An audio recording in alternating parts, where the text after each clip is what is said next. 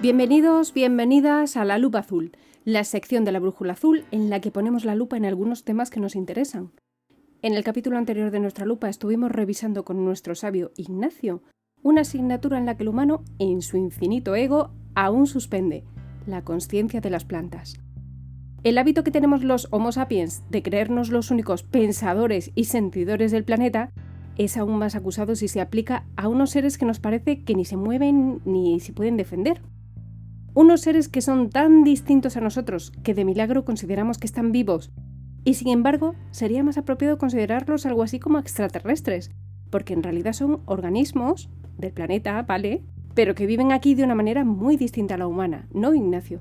Exactamente. Hoy vamos a seguir un poco el camino que iniciamos la última vez y vamos a profundizar en la planta, esa gran desconocida, y vamos a intentar también averiguar qué tipos de sentidos tiene la planta. Oye, pues lo primero que me gustaría saber es qué sabemos de las plantas, ¿de dónde partimos? De acuerdo. Antes de empezar, como siempre, comentar que hay un gran sabio de todo el mundo de las plantas, que es Stefano Mancuso, que ha publicado La sensibilidad e inteligencia en el mundo vegetal, que es un libro muy interesante, hay algunos posteriores. Entonces, cualquiera de nuestros oyentes que esté interesado en las plantas y seguir profundizando en todo esto, le recomendamos muy encarecidamente desde aquí que compre este libro y lo lea porque es muy interesante. La pregunta que has hecho, los conocimientos sobre las plantas, fíjate, vamos a hacer una breve comparación sobre las plantas y los animales. Por ejemplo, si yo te digo a ti, descríbeme un pino, ¿qué me dirías? Pues es un árbol muy alto, que es una conífera, que da piñones, piñas. Vale, y si te digo, por ejemplo, que me describas un perro. Pues un perro es un mamífero de 4 patas, que tiene muchas especies distintas, que lo solemos usar de animal de compañía. ¿Y qué más? ¿Qué te evoca cuando piensas en un perro, en lo peludito que es? Pues que es una mascota normalmente. Y cuando vamos a describir también al perro, enseguida vas a decir que un perro, por ejemplo, tiene un carácter. Pues un carácter amable, leal. Bueno, eso sí no es un perro que está enfurecido y que puede ser peligroso. Exactamente. Entonces, fíjate, has descrito el pino simplemente con unas características físicas y el perro enseguida has añadido una dimensión social y afectiva. Entonces, esta es la primera gran diferencia que vamos a tener sobre nuestra percepción sobre las plantas.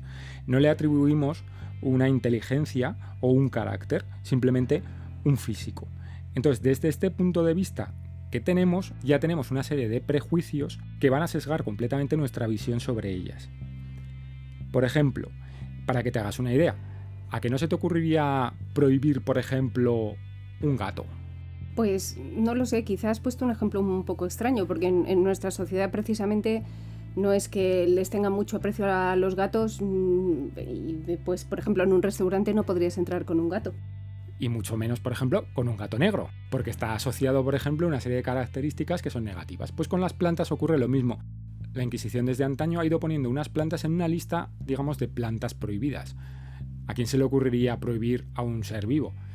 Entonces, esa lista, por ejemplo, contiene plantas ya sea medicinales o de uso chamánico o de uso alucinógeno, etcétera. Pero hay algunas otras que, por ejemplo, el ajo también fue prohibido por la Inquisición, a pesar de que tiene propiedades depurativas. Esto es un poco para que veamos cómo también la cultura ha influenciado nuestro punto de vista. Pero de todas formas, me interesaba mucho algo que habías dicho antes y me gustaría que lo desarrollaras, porque ¿acaso nos has dado a entender que las plantas tienen carácter? Pues sí, pero eso es para un tema posterior. Más adelante hablaremos del carácter que tienen las plantas y cómo las plantas de la misma familia se protegen unas a otras y se comunican, pero eso quedará para nuestro siguiente podcast. Ah, perfecto, pues mira, recojo tu guante y ya tenemos tema para el próximo podcast. Entonces nos estabas un poco comparando a los animales con las plantas, ¿no? Sí, de hecho, por ejemplo, podríamos realizar una especie de duelo entre la eugenia contra el paramecio. Si comparamos una eugenia con un paramecio, la eugenia es un ser unicelular que es vegetal y el paramecio sería un ser unicelular protista, es decir, está cercano a los animales. Entonces, si comparamos las formas de alimentación, las plantas son autótrofas, es decir, la eugenia es una autótrofa. Utilizan la fotosíntesis para coger la luz. Y aparte también cogen alimento del agua circundante y tienen un núcleo. Los animales, el paramecio, o los protistas, tienen también un núcleo, están en charcos y estanques y también se alimentan un poquito de los alrededores, tienen también una reproducción, como la euglena, es decir, están muy, muy igualados, no son tan distintos. En concreto que la euglena, la vegetal, tiene los cloroplastos para realizar la fotosíntesis, es un órgano exclusivo de las plantas que les permite realizar la fotosíntesis y tiene también una pared celular, que es que la pared de la célula es mucho más gruesa. Es decir, la euglena está realizando dos tipos de alimentación, la autótrofa, que es la acoger la luz del sol, y la heterótrofa, que es ingerir alimento del agua circundante. El paramecio hace solo la heterótrofa, se alimenta de los organismos que estén cercanos, etc. Pero siempre hemos considerado que los animales son más complejos. O sea, déjame hacer un resumen de lo que estás diciendo, a ver si lo estoy entendiendo, porque igual la terminología es demasiado específica.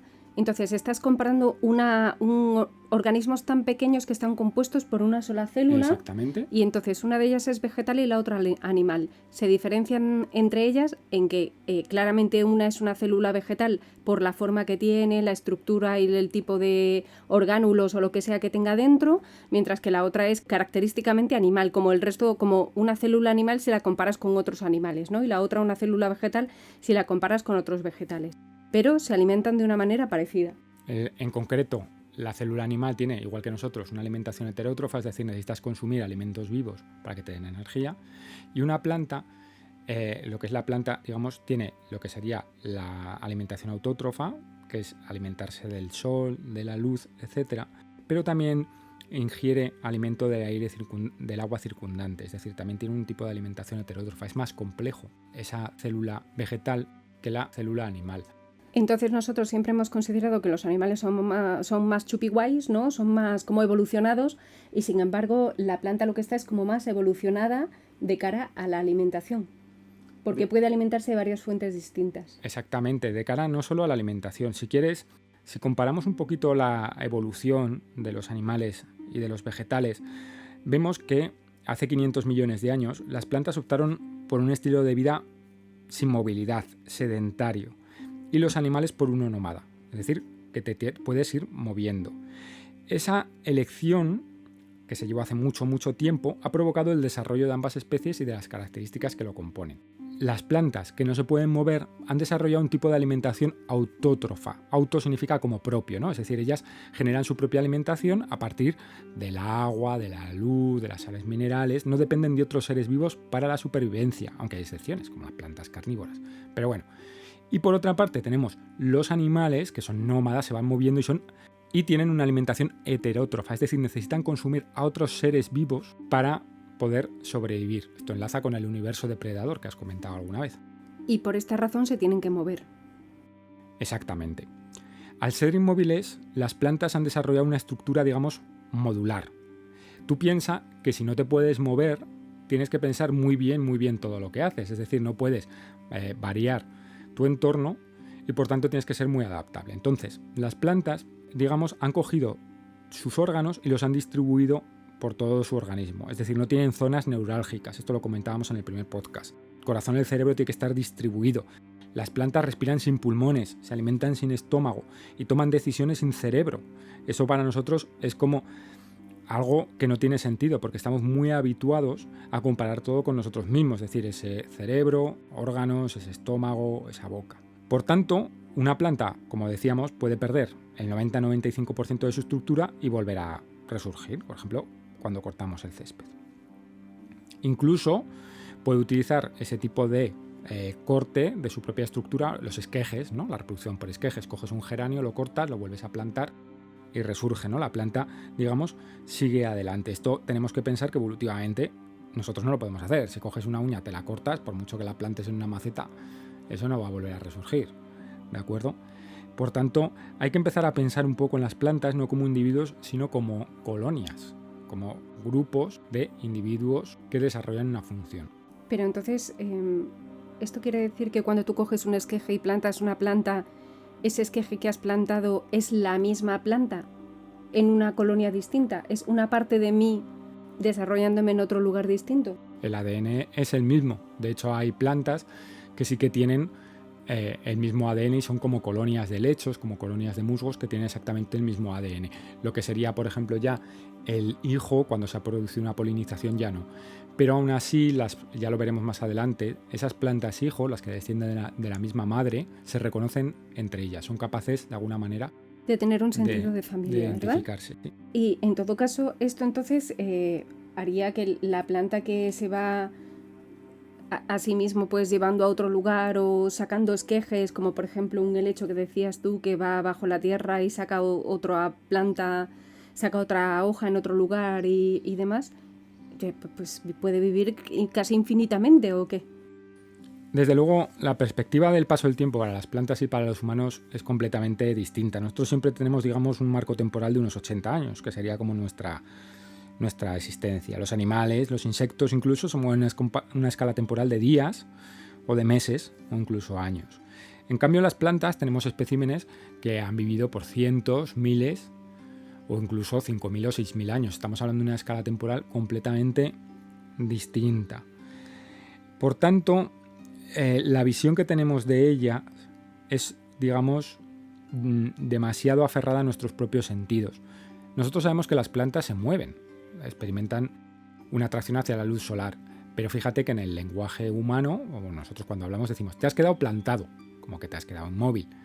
Eres un vegetal, no tienes movilidad, ¿de acuerdo? Les achacamos una serie de características que no son ciertas. Todos hemos visto los girasoles que giran con la luz del sol, las plantas trepadores que poco a poco se van agarrando a lo que serían una malla o un alambre y van subiendo lentamente. Claro, imagínate un árbol, por ejemplo, que vive 1000 años o 500 años, al lado de nosotros que vivimos 80 aproximadamente de media, ¿no? Pues nosotros debe parecer que nos movemos rapidísimo en su forma de ver, como nosotros vemos, por ejemplo, a una mosca, un mosquito que se está moviendo a nuestro alrededor y se mueve muy rápido, pero claro, las moscas viven muchísimo menos que nosotros. Entonces los árboles puede que nos perciban así a nosotros, o las plantas que viven muchísimo, que nos perciban como bichos que se mueven muy, muy rápido. Correcto. Otra cosa que se me ocurre es que, bueno, es muy obvio que nosotros necesitamos a las plantas para sobrevivir, mientras que las plantas no requieren que haya animales para su supervivencia. Sí, es bastante correcto. Bueno, quizá las plantas carnívoras son una excepción, la vamos a dejar allí quizá para más adelante, cuando te hable de ellas, pero tenemos que considerar que entre el 99,5 y el 99,9, depende de los estudios, de la biomasa de la Tierra está formada por plantas.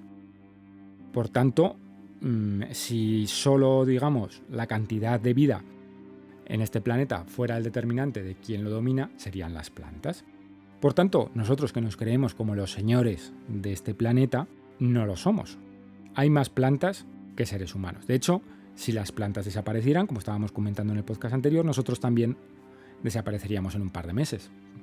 Pero vamos a ver exactamente en qué dependemos. Por ejemplo, fíjate que las plantas están en la base de la cadena trófica. Ya sabes que la cadena trófica significa esa cadena en la cual unos organismos se alimentan de otros. Por tanto, muchos seres vivos se alimentan de ellas. En el momento que las plantas desaparecieran, todos los animales que se alimentan de plantas desaparecerían también.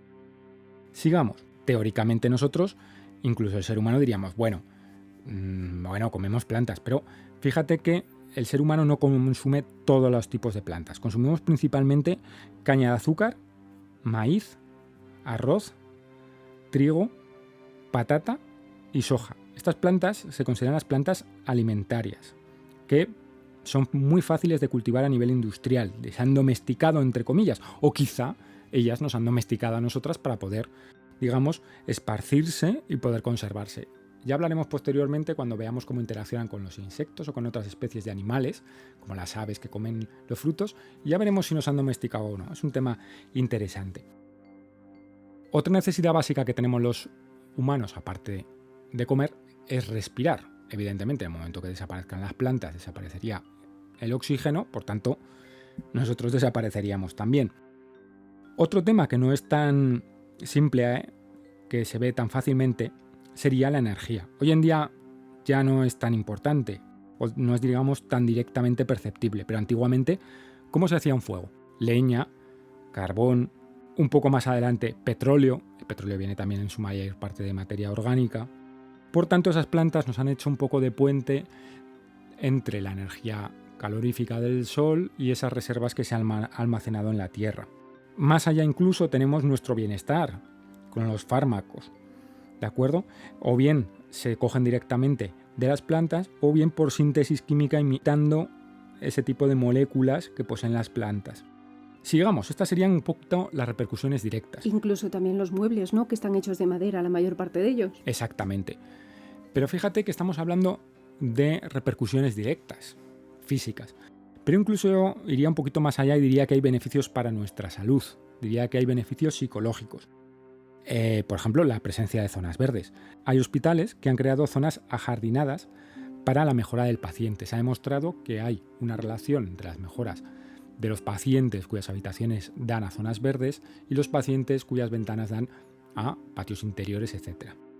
También mejoran nuestra concentración. Hay estudios universitarios que relacionan lo que sería la concentración de los estudiantes con la ubicación de las habitaciones a zonas verdes o no. Además, yo creo que todos, indudablemente, cuando salimos a dar un paseo por el bosque, tenemos una sensación de calma y de serenidad. Así que, indudablemente, tiene que haber alguna relación que no conocemos entre ambos. Oye, Ignacio, al principio del podcast estabas hablándonos en una comparación entre los animales y las plantas. Entonces, me gustaría preguntarte, ¿las plantas tienen sentidos también? Va a ser muy interesante. De hecho, hicimos en este podcast también una serie de capítulos sobre los sentidos humanos y si a alguien le interesa, pues puede escucharlos y así comparar con lo que vamos a decir hoy. Pero al final, siempre que nosotros pensamos en cómo percibimos el mundo a nuestro alrededor, pensamos en nuestros propios sentidos. La vista, el oído, el tacto, etc. Entonces, ¿qué ocurre? Que ese ha sido quizá nuestro gran error. Intentar que las plantas tengan ojos, tengan oídos, tengan piel, etc. Tengan una nariz, ¿no? Es decir, que se parezcan, compararlos con nosotros como si las plantas tuvieran que tener los mismos sentidos que nosotros, ¿verdad? Exactamente. De hecho, vamos a empezar. A ver, la vista consiste en percibir los objetos mediante la luz.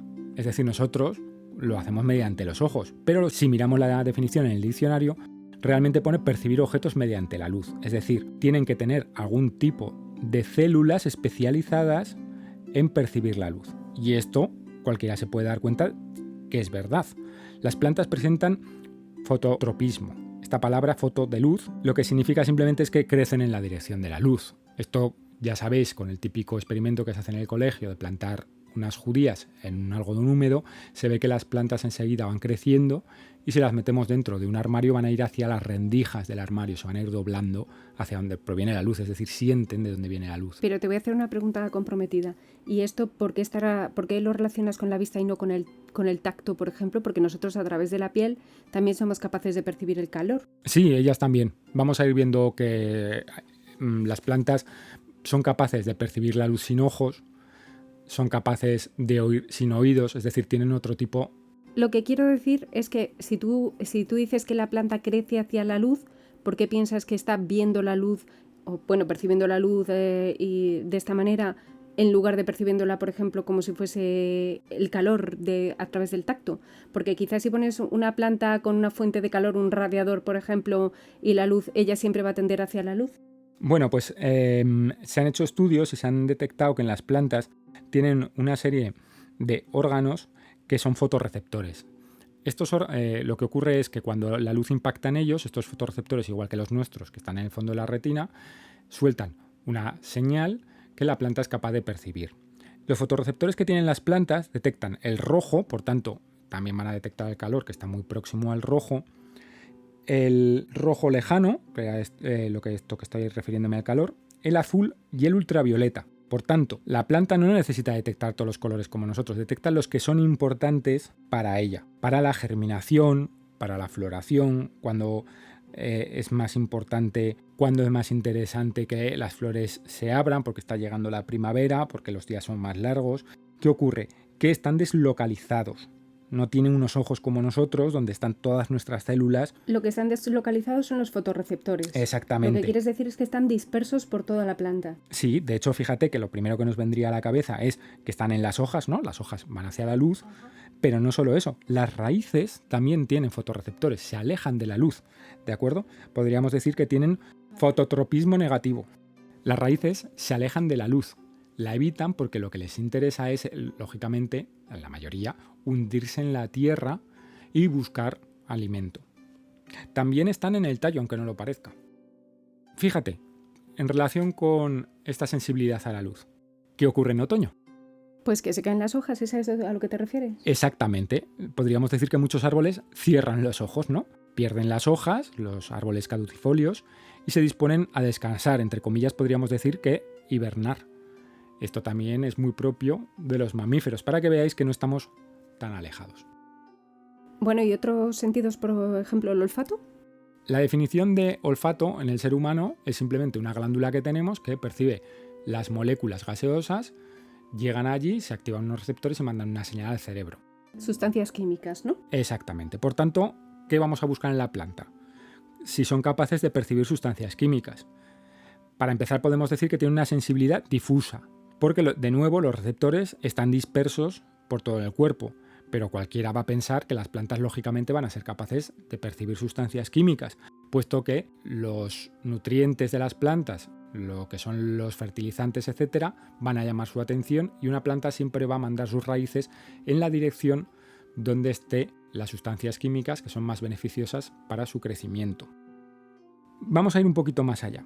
Las plantas van a detectar compuestos orgánicos volátiles, gaseosos, de origen biogénico, de origen biológico, ¿de acuerdo? Pero no solo van a recibir información sobre el entorno, como estábamos diciendo, dónde es la mejor zona para que sus raíces vayan para coger alimento, sino que además van a poder comunicarse entre ellas y con los insectos. De alguna manera tienen que decir a los insectos que ya es hora de que vengan a hacer la polinización o bien a protegerles, o incluso vamos a ver que se pueden comunicar de más maneras. De manera que producen una molécula que se esparce por el aire. Se ha demostrado que incluso cuando están en una situación de estrés, tengo problemas, son capaces de producir una molécula en concreto que va a viajar y otra planta va a percibir y sabe que hay una situación de estrés, un problema. De hecho, en el caso más concreto que te puedo comentar, es el más conocido, es el del tomate. Cuando recibe un ataque de insectos, produce estas moléculas de origen biogénico que hemos dicho y alertan a otras plantas que están incluso a cientos de metros de distancia diciendo que está habiendo ahí unos insectos herbívoros que les están atacando, que se vayan preparando. Esto es un tipo entonces de comunicación entre las plantas. Exactamente. Pensemos que, igual que en los seres humanos tenemos las feromonas, que, aunque no sea conscientemente para comunicarnos, las plantas lo utilizan activamente. En ese sentido podríamos decir que están por encima nuestro, ¿no? ¿Por qué? Porque pueden hablar sin voz. Es decir, no necesitan hacer sonidos como nosotros para, oye, que aquí que viene una abeja a picarme. No, ellas cogen directamente y dicen, hay una situación de estrés, hay un problema. Hombre, pero en ese sentido nosotros también podemos tener comunicación no verbal o incluso poner una luz roja que nos diga, cuidado, cuidado. Sí, pero ya vamos a ver que ellas también. Muy bien, pues pasemos al siguiente sentido. Háblame del gusto. Bueno, a nosotros, en los animales, el olfato y el gusto están muy relacionados. Cuando estamos acatarrados, nos cuesta más saborear la comida. En las plantas ocurre lo mismo. Las plantas tienen unos receptores químicos situados en las raíces que, como hemos dicho, buscan el alimento en el suelo, ¿no? Haciendo que las raíces se muevan, exploren, busquen nitratos, fosfatos, el potasio, vayan hacia donde las concentraciones estén más altas, son capaces, por tanto, de percibir las diferencias, los gradientes, que se diría. Por tanto, el gusto es detectar sustancias químicas no volátiles, es decir, que no sean gaseosas. El olfato detecta las sustancias químicas que van por el aire, que ya hemos visto como en el caso del tomate, que incluso sirven para la comunicación, y en este caso lo que serían las sustancias químicas de la tierra sirven para que la planta sepa hacia dónde tiene que crecer y también dónde va a estar el alimento. Entonces estaría más situado en las raíces. Correcto. Bueno, ¿qué me dices del tacto? Vale, pues tienen unos pequeños órganos llamados canales mecanosensibles que están repartidos por toda la superficie exterior de la planta y se activan al entrar en contacto con una superficie, con algo o incluso con una vibración. Podríamos llegar a hablar un poquito como de sonido, ¿no? Pero bueno, vamos a seguir. No se saben qué perciben. O sea, sabemos que, por ejemplo, la mimosa, tú acercas la mano y la planta se contrae las hojas porque no le gusta el tacto, pero no sabemos exactamente qué está percibiendo. Porque cuando cae la lluvia o el viento, incluso cuando le toca un objeto que ha caído, un trozo de hoja, la mimosa no se retrae, pero cuando la tocas con la mano o incluso cuando hay una vibración, lo metes en un coche o en un carro, que fue un experimento de Linneo, las mimosas se retraían. Cuando llevaban ya un largo tiempo dentro del carro, las mimosas se volvieron a abrir. Como que se relajaban, ¿verdad? Sí, veían que no era algo dañino para ellas, fíjate, y eran capaces de intuir o elaborar o pensar, no sabemos muy bien, estamos hablando con palabras humanas de algo que no es humano, y se volvían a abrir. Un poquito más allá incluso, si quieres, las plantas carnívoras. Reaccionan al tacto de un insecto y no de una hoja, saben cuándo tienen que cerrarse y cuándo no. Vamos un poquito más allá, podríamos hablar, todo esto es como tacto pasivo, es decir, la planta se retrae cuando algo la toca. Pero ¿qué ocurre cuando la planta quiere tocar algo?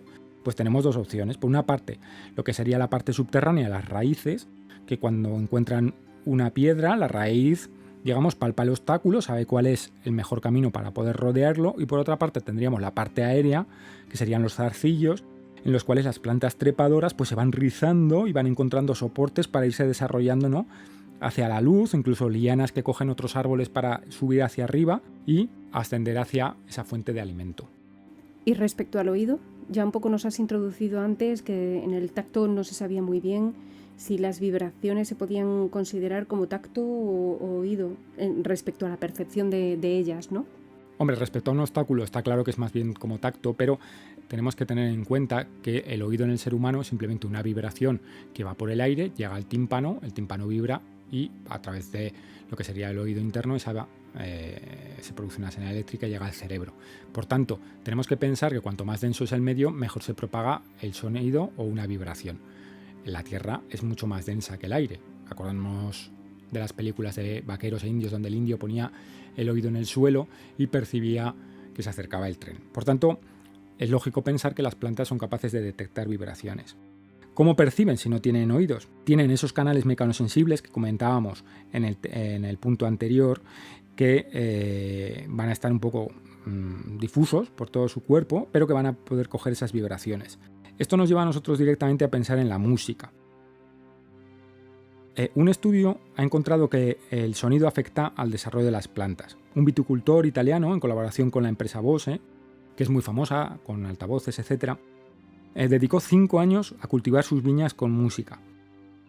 Las viñas maduraban antes y producían una uva más rica en sabor y color cuando estaban expuestas a determinados sonidos. Cuidado, no importa que sea música clásica, heavy, etc., como la frecuencia. Las plantas no entienden si la música es más agradable o menos. Sin embargo, sí que entienden si la frecuencia es más grave o más aguda. Las frecuencias más bajas, entre 100 y 500 Hz, favorecen la germinación y el crecimiento, mientras que las más altas lo inhiben, les crean estrés, ¿de acuerdo? Esto provoca que las raíces se acerquen o se alejen de esas fuentes de vibración, ya sean bajas acercándose porque les resultan más agradables o altas alejándose porque les estresan. Me parece interesantísimo lo que estás diciendo. ¿Y ellas no hablan, no emiten sonidos? Pues en 2012 se demostró que las raíces sí emiten sonidos, aunque no se tiene ni idea cómo. Son como una especie de clics, por eso se le llamó clicking, pero no se sabe si es voluntario, si lo hacen simplemente porque están creciendo, si es intencionado, si hay algún tipo de código, no se tiene ni idea. Está, digamos, todo esto empezando. Solamente me queda por preguntarte si las plantas tienen más sentidos aparte de nuestros 5 sentidos humanos. Pues tienen, fíjate, 15 sentidos más, porque son capaces de medir la humedad en el terreno. Lógicamente, como tienen que sobrevivir, tienen que saber dónde están las fuentes de agua. Son capaces de detectar la gravedad, es decir, si tú pones una planta boca abajo, va a ir creciendo siempre hacia arriba. Por tanto, son capaces de determinar que están boca abajo. Son capaces de determinar los campos electromagnéticos, que además afectan a su crecimiento. Son capaces de determinar los gradientes químicos en el aire o la tierra. El gradiente químico hemos dicho que es la diferencia, mayor o menor concentración. Las raíces se alejan del plomo, del cadmio, del cromo, que son metales pesados que son tóxicos para ellas y de hecho para nosotros también, ¿de acuerdo? Incluso las plantas se pueden utilizar también para descontaminar terrenos y aguas. Es una línea ahora científica muy interesante para eliminar el TCE, que es una especie de disolvente orgánico que se usa mucho en la industria del plástico, es muy tóxico, prácticamente se dice que es indestructible, pero las plantas son capaces de eliminarlo. Incluso a veces hay bacterias también que se comen el petróleo, etc.